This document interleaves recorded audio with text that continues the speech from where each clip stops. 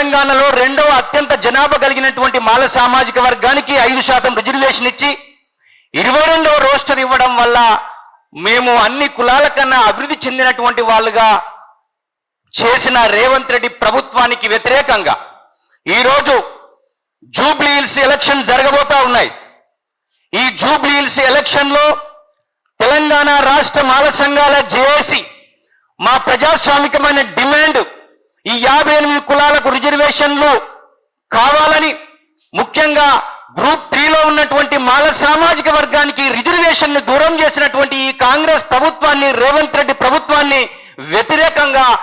ప్రజాస్వామికమైనటువంటి ఉద్యమంలో భాగంగా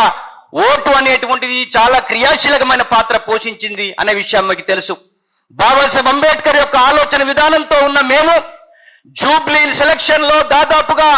200 మంది మీ నామినేషన్ వేయబోతున్నామనే విషయాన్ని మీకు గుర్తు చేస్తున్నాం మిత్రులారా.